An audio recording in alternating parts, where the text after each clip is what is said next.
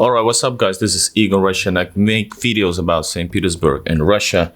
I'm a foreigner who absolutely loves St. Petersburg and traveling to Russia, Russian people and Russian culture, which I explore on my channel and show you guys the reality. So in this video we're going to be talking about shortly about the ruble crash and what we know about it and why it happened, and maybe a little bit feed like some comments about real life. How does it feel like in Russia?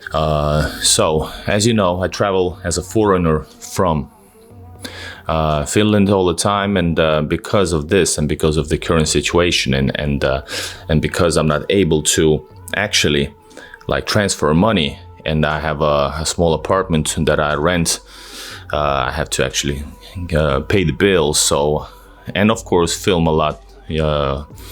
St. Petersburg, Russia, just visited Moscow, so I have to actually bring money in and exchange money.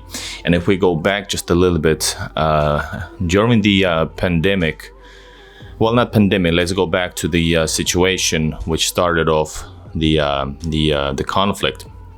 Right after the conflict, right before the conflict, the exchange rate of ruble to euro and the same time basically to euro dollar is it was around like an 80. It was a solid 80, and that's a pretty okay. It used to be during the heyday, the best times, recent times like 2012, or maybe the time when the Russian economy was booming even bigger. And then it was just like a bit over 40. So 1 euro dollar was around 40. And that was when that was the best time for recent years. But now it's been like steadily rising, and it was like around 80. So when the conflict began, and everybody was saying that the ruble is gonna crash, well, that was the time when the ruble was actually 120. The worst was like around 120. So it was 3 times bigger. Well, almost, yeah, from 80 to 120. That was the biggest. But something happened, and it was after that, March 2022. The ruble was actually getting stronger. And I've been showing you the prices of grocery stores, Russian gas, and now of course in different videos.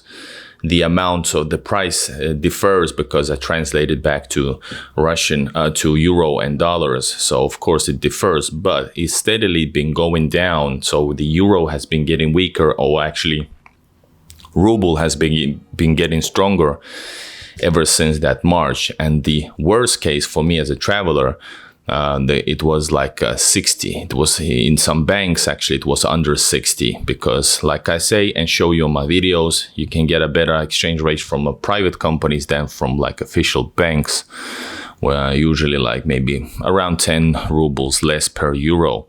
So yeah, I'll show you that on the video. Check the link below. Anyways, what happened was it's been around 60, and after that it's been getting up recently throughout the 2023. So it's been like around 80 for the past few months. But now, as you know, the Russian crash, as they call it, the economy collapse, or whatever they're hoping for, which, well, technically it's far from it, and hopefully it won't happen. But technically it's not a crash, but the ruble is of course in bad shape. So it was now like 110 rubles, and it's been getting up recently. So what are the reasons for it? And let's go check out a little bit some background for it. So as you know, the Russians are accustomed to different crises during the Russian history. It's always been something, you know, there's been different wars that influenced, and there's also a saying that when it's hard, you just push your belt buckle tighter. That's how the Russians are, and that's why people don't save up money the same way maybe the Westerners are, because there was like the 90s crash, and then there was 2008 situation, global economic crash. So there's always been something, and people don't actually like maybe in the background, the backbone, trust the you know, so let's say the economic situation. So what happened is, so this is not People are not crazy panicking the way I always say, like the media, Western media would hope it to be. So it's actually cool. People are maybe alarmed, etc., but you don't see that in yet. And right now, the ruble is getting stronger a little bit at this time when I'm recording this. So it's been the exchange rate today is like around 100.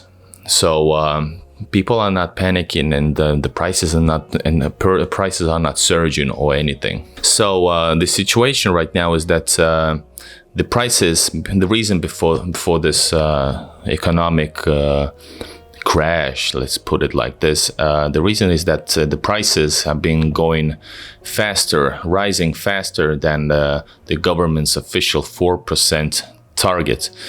And food prices, which are usually in fall, in the summer months, are steadily increasing, and central banks forecast, penned before the latest currency slide, foresees inflation accelerating towards 6.5 by the end of this year. According to some economists, the collapse of the ruble has already triggered an inflationary spiral, and it can be only stopped by bringing the rate back under 90. So remember, the courses right now is getting stronger, so it's like 100, and they might get stronger after that. So if it's a sustained breakthrough of this of the exchange rate of 100 rubles against dollar, it could lead to serious price hikes later on by companies that use import goods and services, equipment, etc.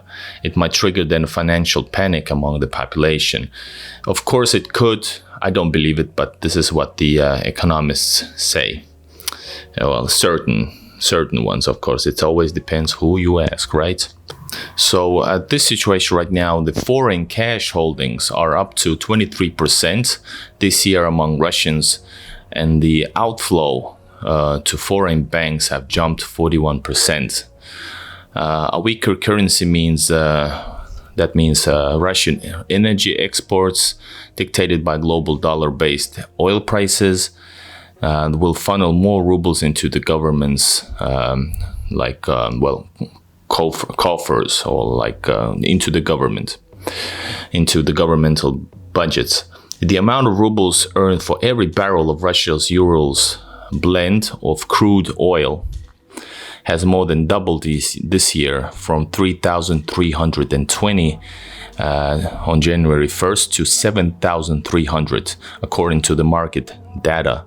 But overall, every 10-point slide in the value of a ruble against dollar, from 90 to 100, for instance, brings an extra 1 trillion rubles. That's $10 billion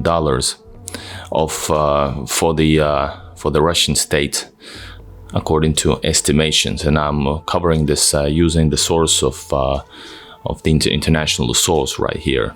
And the same fall adds 0.5 up to 1 percentage point to inflation. So those extra funds are very needed by Moscow, by the Russian state. It has chalked up to 2.8 trillion ruble budget deficit so far this year, and that's a $28 billion. So $28 billion deficit in the budget right now, which is not, I think, on the global scale, is not unheard of. Correct me if I'm wrong. So there are some drastic moves. I'm not sure what they are, but some decision making on the actions have been taken by the Russian central bank. This is why the course is already going up against dollars and euros.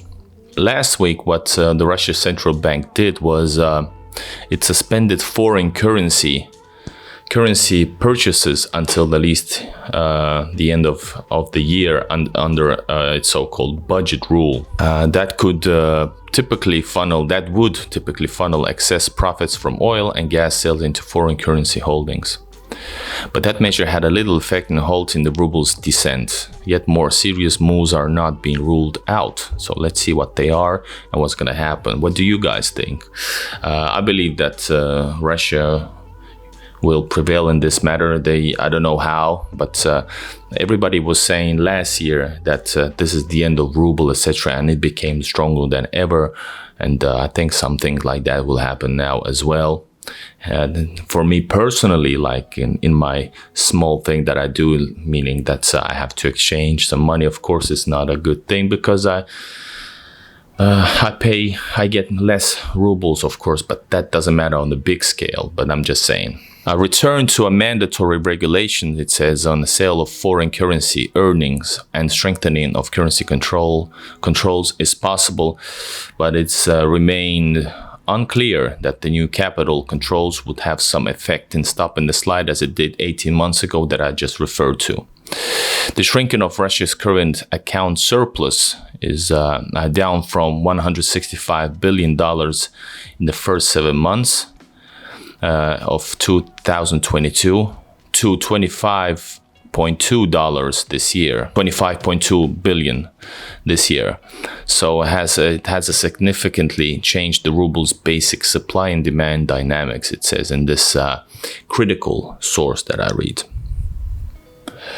The Central Bank of Russia has repeatedly indicated the strictest kinds of capital controls, like forced conversions of foreign currency earnings, should only be temporary measures and reserved for major financial crises.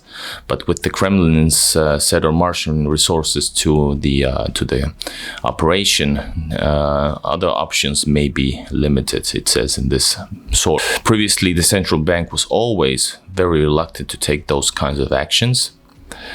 According to the BOFIT's specialists, but now the cost-benefit analysis has changed. All right, it yet has to be seen, but it seems that the ruble is getting stronger right now, currently. Sure, we have to watch in the long run, and I will update it from St. Petersburg about life under sanctions and about life under weaker ruble. So stay tuned, and more streams and live coming soon. I hope this was a little bit more eye-opening to you, and stay tuned and please subscribe to the channel. This is Igor Russia talking about reality in Russia, Russian people, locations, history, and the future. All right, guys, subscribe and bye-bye.